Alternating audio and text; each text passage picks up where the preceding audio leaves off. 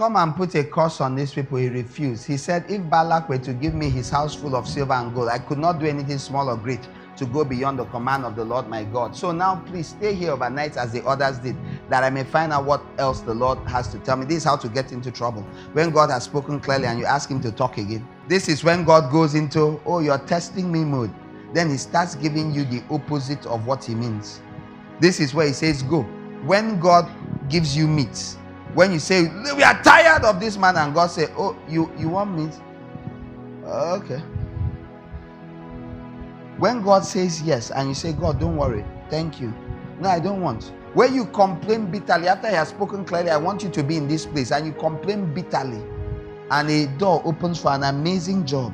And as you're walking out into it, because you're blind and stupid, you don't know, your soul is lost. As you're going, you're gone. Like the next time you be in your senses for some people is on the day of judgment, when God is going to tell you, depart from me, walk out lawlessly. Or you buried what I gave you. You had the audacity, and you're like, God, but who opened that door that time? And you ask you, do you have a Bible? You don't know. You can test me, and I'll say the opposite of what I told you the night before. Don't curse them, for they are blessed. They came back and offered you more money. You came and asked me again what I'm saying. Were you deaf the first time? This is Ezekiel 14. For those who haven't read it, go and read it. This is 1 Kings 22. When God sends a lying spirit to deceive you so he can kill you. That night, God came to Balaam and said, since these men have come to summon you, get up and go with them. If for those who don't know the story and did not read a book of Bible stories, he said, go with them, then sent an angel to stand on the road and kill them. Who knows?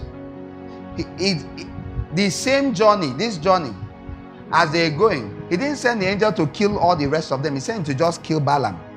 Why did God come to him and say, since they have come to summon you, get up and go with them? But you must only do what I tell you. Next verse. So in the morning, he got up, sat his donkey. How many of you think he was happy with the kind of wealth they promised him? The guy was, shatata. Went with the princes of Moab. Then God's anger was kindled because Balaam was going along.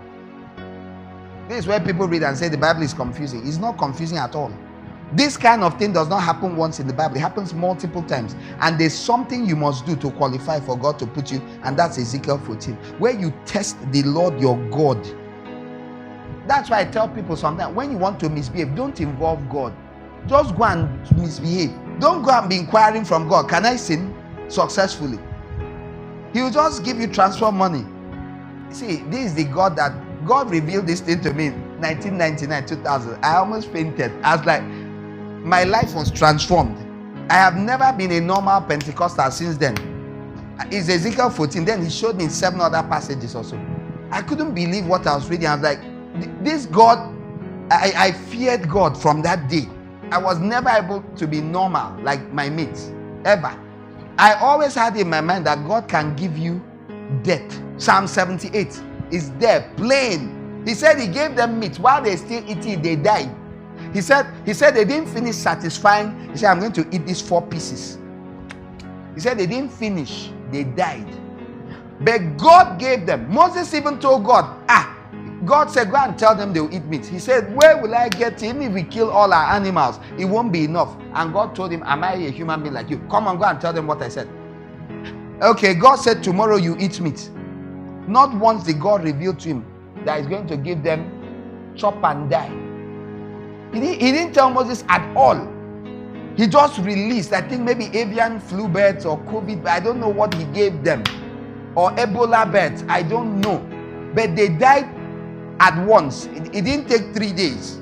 They were dying as they were eating. That's the kind of food God gave them when they asked him for birds. And the Bible lets you know it's not everyone that ate it. The Bible says all who ate it. So there are those who knew, whom God restrained. Said, don't eat that thing. Don't join. Stay away from that thing. When you see people carry money and go and lose, when you see people get into all sorts of problems, it's a lie. You prepared for it. When you see some people avoiding every problem, these troubles that will come on this earth. When you see some people that will never enter some roads, that is every time you keep hearing of what happened. You think it's on the day of trouble that you learn to walk with God. How? You must have been walking with God steady. And it's not gift. Balaam had gift. He did not have obedient relationship. He loved money more than God. God was angry because Balaam was going along. Did you and me not see God tell him to go along? And the angel of the Lord stood in the road to oppose him.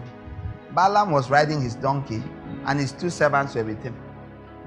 It may have been a lying spirit that came and lied to him, but God allowed it. Why didn't God tell him, don't go, don't go?